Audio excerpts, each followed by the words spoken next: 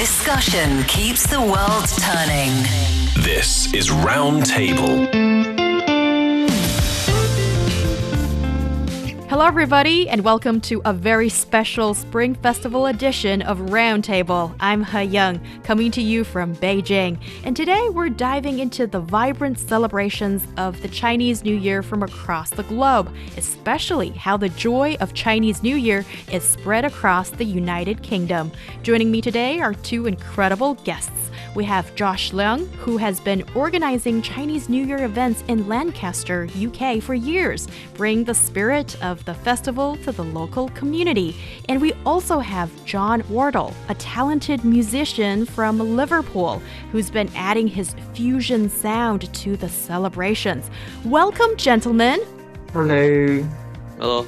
Hey, it's great to have you on the show. I'm excited to hear how you're creating meaningful experiences and cultural exchanges during this festive season. So let's jump right into it and explore how this global celebration is bringing people together.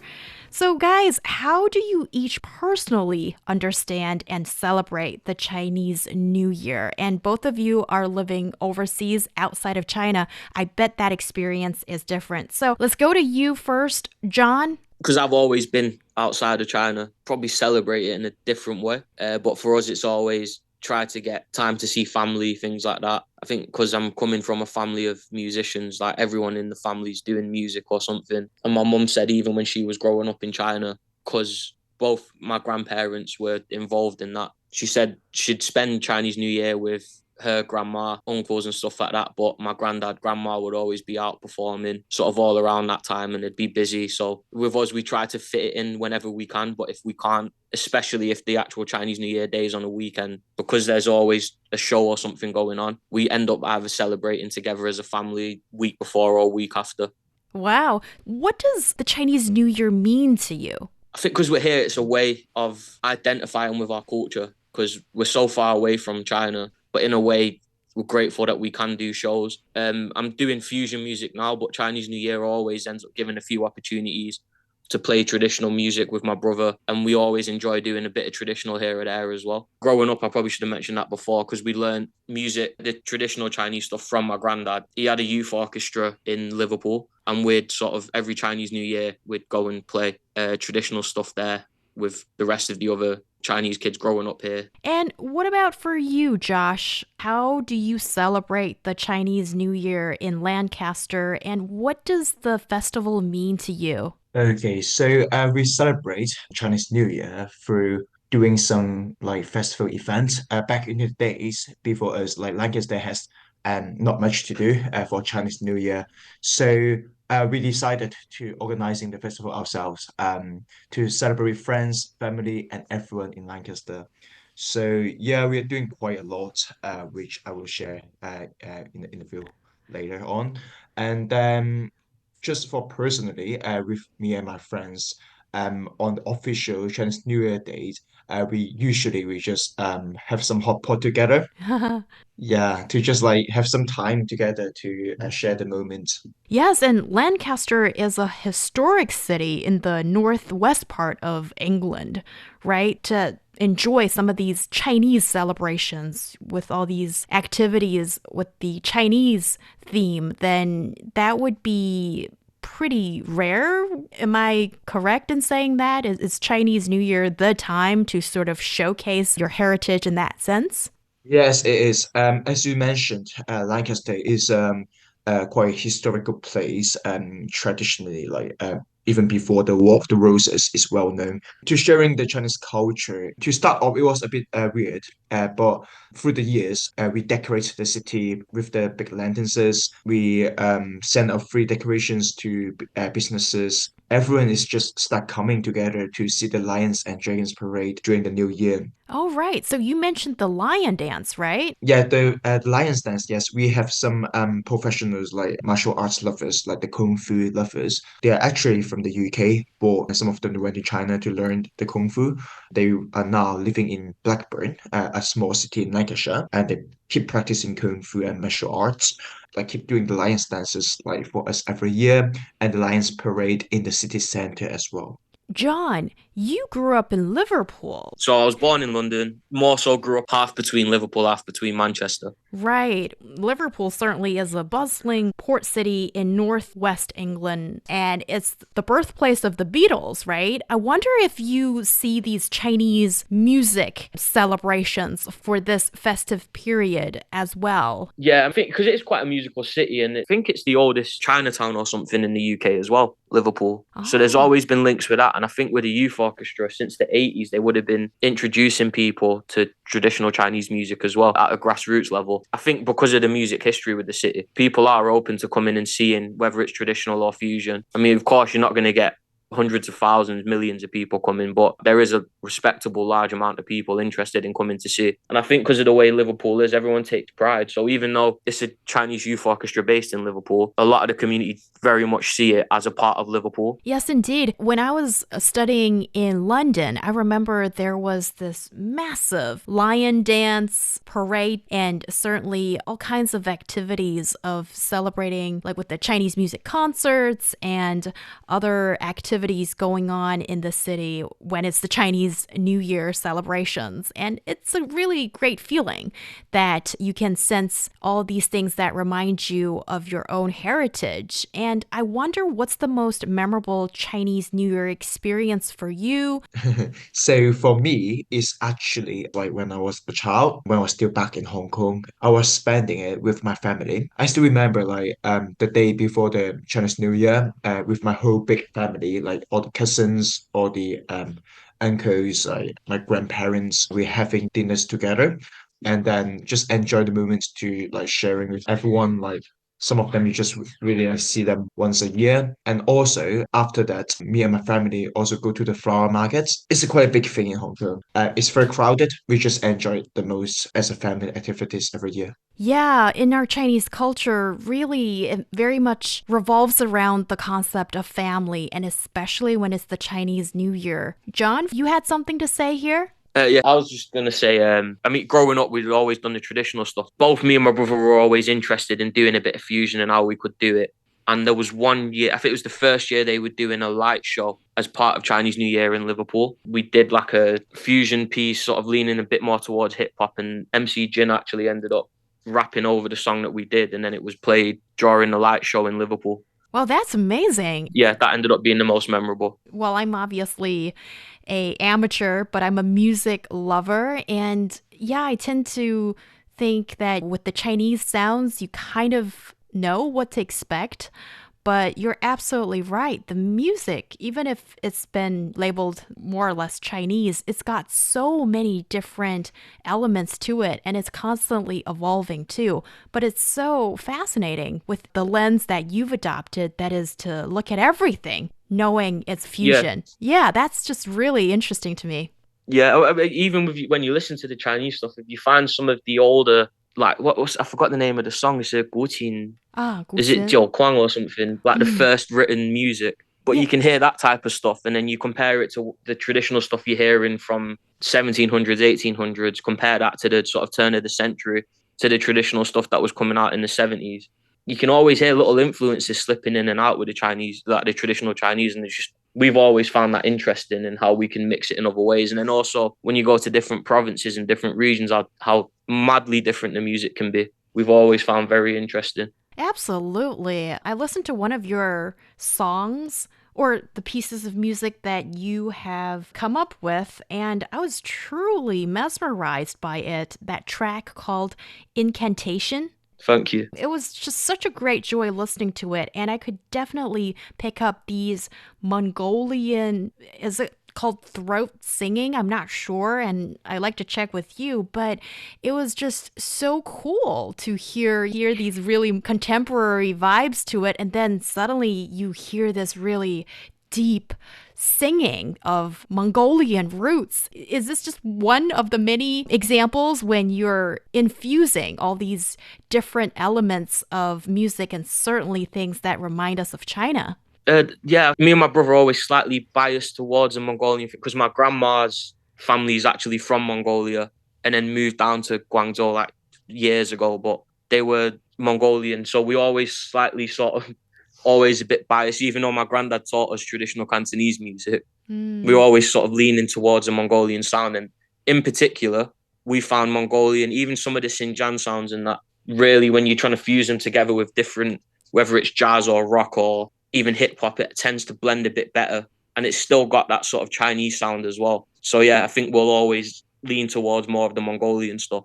It's so interesting how our roots manifest themselves in what we do. In your endeavor here, it's shown up in the best way possible. As someone who appreciates music, it's just so much fun listening to the work that you've put out. Sometimes I really envy you artists, you manage to do that. And I know for you, John, you are going to be performing at this year's Chinese New Year's event in Lancaster. Josh, tell us about what are the highlights we can anticipate for this year's celebrations in Lancaster? So for this year, we can you can expecting for two main events. Now Lancaster is like full of the traditional Chinese lanterns already. We have put up more than 600 of the big traditional red lanterns across the city center in Lancaster Grand Theatre. There will be a Chinese cultural variety show. John and other performances will be in the to performing traditional Chinese music, dancings, Beijing opera, Oh. at Kunju. Also, there will be another date. There will be an outdoor carnivals, and on that day there will be a lions parade, lions dance, and dragon parade across the city center as well. Usually on that day, like everyone is coming out to see the dragon and lions, especially. Yeah, apart from these two parades, there are more performances like traditional Chinese dance, like more music performances, magic, and singings as well. And also there are some free workshops for everyone to join. Hmm. Those workshops including Chinese paper cutting. And this year we are working with Way High with their special cutting style. Ah. Also like some like Chinese writing as well. Oh, you mean like calligraphy? Yes, Chinese calligraphies. Yeah.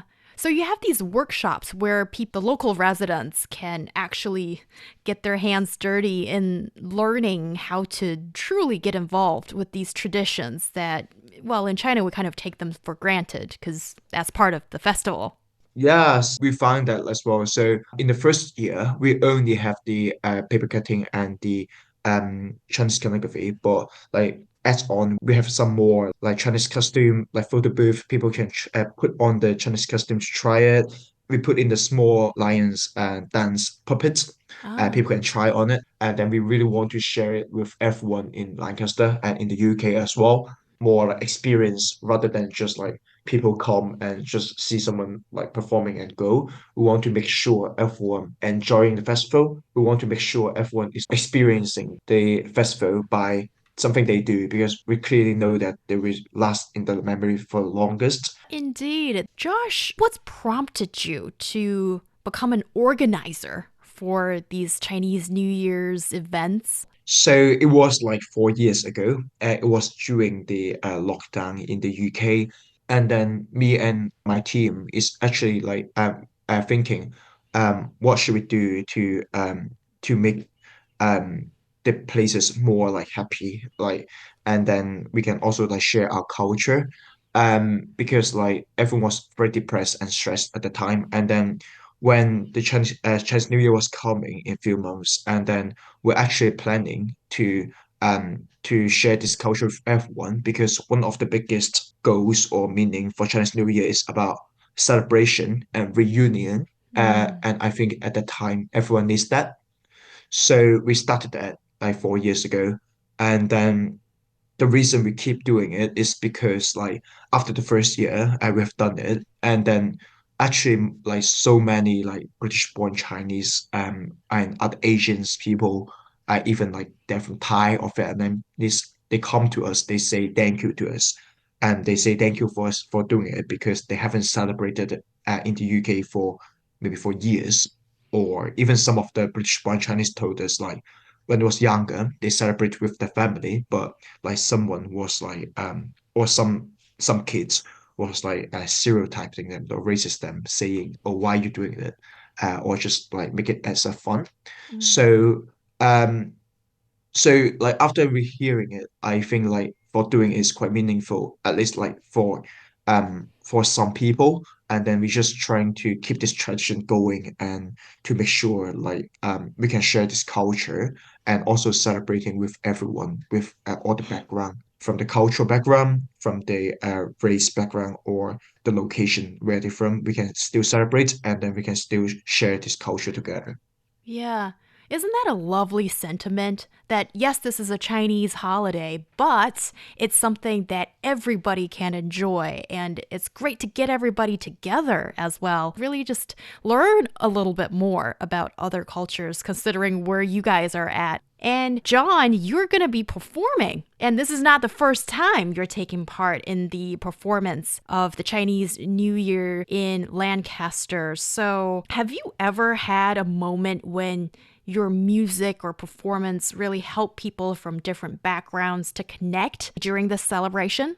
Yeah, we've played Lancaster a few times. Like Josh was saying before, it's a historical city. We was there for the Lancaster Music Festival as well, earlier in the sort of October time, I think. It surprised both me and my brother how open Lancaster is as a city towards a lot of the world music and fusion stuff. And you can see when you play in that type of stuff, because it's some of it can be a bit out there, and of course not everyone's going to enjoy it.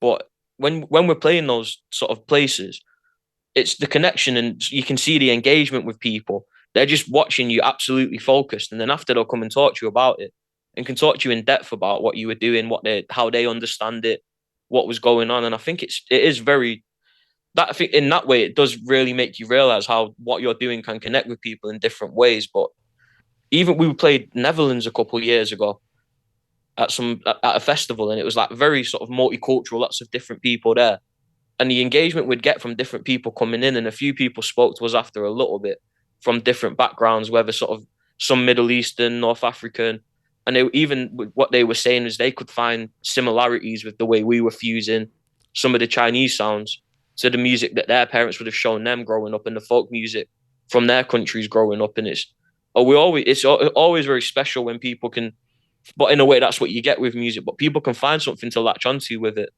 And that's where you're connecting and you can see the connection happening. And once the audience is engaged, the set's always going to be a lot better.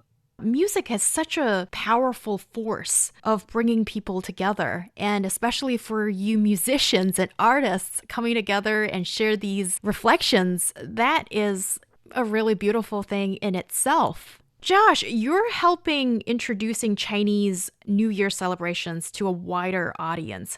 How do you think these cultural exchanges help people appreciate Chinese traditions maybe in a deeper way? What's the most surprising thing you've learned about the community's response? So for me it's like I was surprised how open they accept the Chinese culture. Especially when we're doing the Lions and Dragons parade, it's all around the city. Um, if you don't like it, people may think, oh, like initially I thought some people may dislike it and think, oh, like you're blocking the road and everything, but um, it was very positive. Like everyone was so love it. Like everyone, even the kids, they want to touch the lions, um, they want to like take photos with them. They want to just follow the lions and dragon parade around the city. Um, I was surprised how open is like people like the Chinese culture, and also some of them they really love the Chinese food. Because on that day like we have some stores like we're working with some like local Chinese restaurants.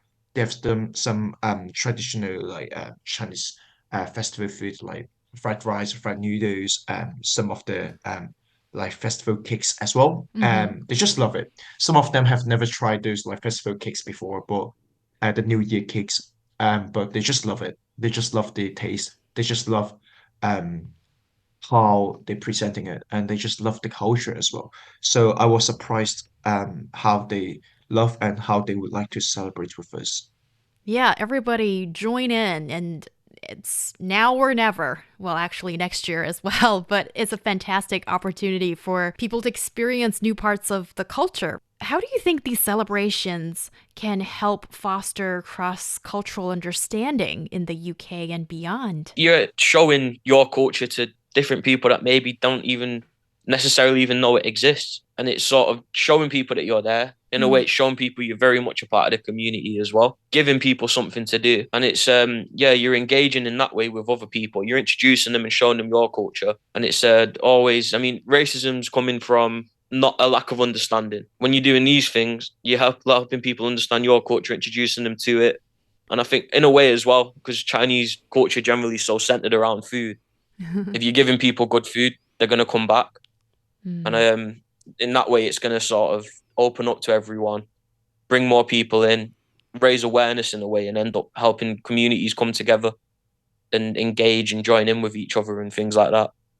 Yeah, the CCTV Spring Festival Gala is a huge tradition for many in China. Have you ever watched it? What are your thoughts on this pretty iconic show? Josh, why don't you go first and then John? Sure. So, yes, I've watched it with my friends and family. Like, I still remember the first time I watched it. I think it's like 5, 6 years ago when I was still like in the UK at high school. We celebrated together with some of our classmates.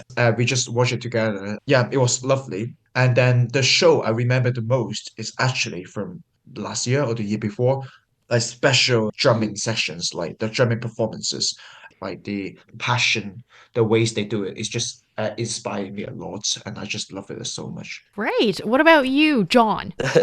Yeah, well, my grandparents' only channel they had was CCTV somehow. And my granddad used to tape any sort of performance he felt was relevant or me and my brother might like, or if it was a song we were learning and then he'd be, oh, this is how they play it.